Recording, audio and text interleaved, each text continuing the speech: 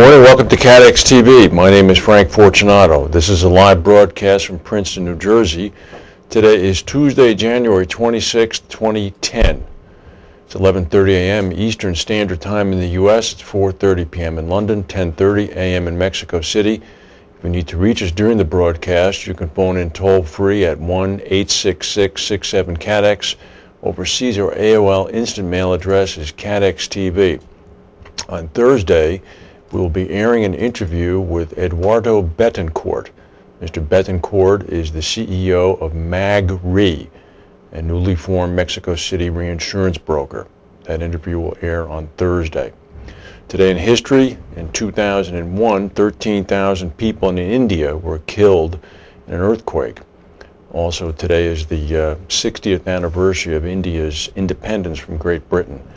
The Wall Street Journal had an article this morning talking about the short list in the election race for New York Attorney General.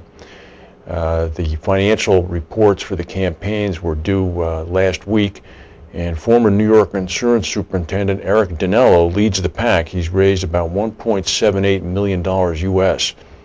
His next competitor is a gentleman named Sean Coffey, who raised $1.6 million, and Kathleen Rice raised $1.4 million. But Mr. Dinello seems to be the front runner, and that includes all the perils that the front runner status brings with it, but I'm sure he'd rather be the front runner than the back runner. And now we go to the news of the day. The news of the day is that someone is cornering the reinsurance market. It's like the Eddie Murphy movie with the two brothers cornering the orange juice market. Warren Buffett today increased his holding in Munich Re, the German reinsurer, all the way up to 3% and change. Berkshire Hathaway revealed that in a regulatory filing. So now Berkshire Hathaway has a declarable interest in both Munich Re and also Swiss Re. Of course, he put $2.58 billion into Swiss Re last year, and he already owns Gen Re. So now we have Mr. Buffett with holdings of about $1 billion in Munich Re, $2.5 billion in Swiss Re, and he wholly owns Gen Re. So Mr. Buffett is in a very interesting point right now in his career, holding-wise. Obviously, very confident that his metrics and modeling and premium pricing is to his advantage. What did the Bavarian burgers back at the ranch at the home office at Munich Re say? Well, let's go check with them. Munich Re's home office said that we're very pleased about every investor. That's a confirmation of our sustainable strategy. Munich Re went on to say that if Buffett's investment had increased gradually or abruptly, they declined to say whether his investment had increased gradually or abruptly since he first took a small stake 2 years ago. Once he went over 3%, he was forced to disclose. Back in April of 2008, Nicholas von Baumhard, Munich CEO, said that he expected Buffett to remain a long-term investor in the company. Well, he certainly has remained that. And in fact, he's doubled down, as they say in poker. Very interesting. Very interesting. We'll see what Mr. Buffett's plans are. There's some discussion that Buffett has repeatedly said in the past that he's not eyeing a takeover of either Swiss Re or Munich Re. However, during the past 2 years in particular, Swiss Re and Berkshire have entered into several reinsurance deals, raising speculation among some pundits that the two firms could merge at some point. No doubt we'll see the same unfold vis-a-vis Munich Re. Well, up in Hartford, Connecticut, Jay Fishman is sitting pretty. Meanwhile, the stories abound about Sandy Wheel, who's trying to keep his name clear. Anyway, Fishman reported net income at Travelers of $1.28 billion, or $2.36 a share for the quarter ending 12/31. This compares to $801 million, or $1.35 a share for the quarter ending 12/31 back in 2008. Fishman said, "We're very pleased to report our best quarter for net income, as well as net and operating income per share since our IPO back in 2002. He said our operating return on equity was 18% for the quarter, 14% for the year. We continued to return capital in the quarter, bringing our total repurchases to $9.5 billion since we began our repurchase program back in 2006. He says, including common dividends, total capital return to shareholders since '05 now stands at $13 billion. We've returned to shareholders in excess of 50% as defined by share price appreciation. So they're fantastic performance up there. Hats off to Mr. Fishman.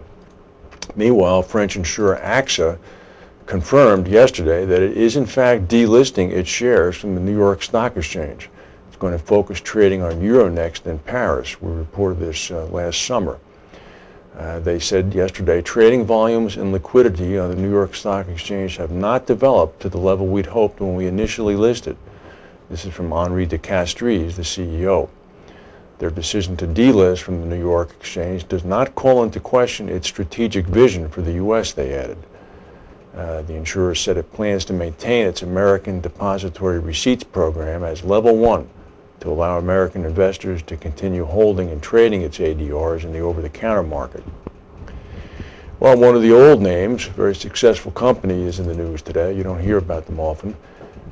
Vienna Insurance Group, VIG, is to establish a newly listed holding company to better support its expansion into Central and Eastern Europe. The Austrian firm said it will separate the holding function and launch VIG AG, in which group shareholders will continue to hold their stock. They're going to demerge its Austrian insurance business, Wiener Staatsversicherung, into a newly formed operating insurance subsidiary.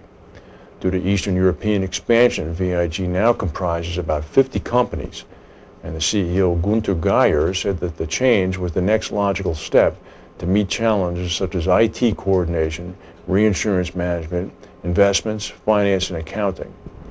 Despite the imminent reorganization, Standard & Poor's affirmed its A+ financial strength rating with stable outlook. You should go to the VIG website and find out just how diverse they are. The 50 insurance companies that they have operating under the holding company are all individually listed. It's quite a demonstration. News from London that the British economy is officially, barely, just over the line, no longer in recession. Alistair Darling, the Chancellor of the Exchequer, indicated that the economy had grown by 0.1% in the last quarter of '09. Hopes for a quick recovery are short-lived. The figure was weaker than had been expected. The British economy had previously contracted for 6 consecutive quarters, the longest period since quarterly figures were first recorded in 55 years. Britain was the last major economy still in recession. Germany and France came out of recession last summer, and Japan and the U.S. came out last year as well. Recent signs of recovery in Britain included falling unemployment figures, which last week fell for the first time in 18 months. The American stock market is up a little bit today, up 47 points. We'll go to a word from our sponsors. Every day, the world wakes up and goes to work, pursuing the unique opportunities that lead the global economy forward. The complexity and close connectivity of today's global marketplace is a true modern miracle that can create unparalleled success. But it takes confidence, passion, innovation, and understanding. Enabling opportunity, protecting capital, engineering innovation, investing in your future, ensuring continuity, finding the right balance. It takes Aon.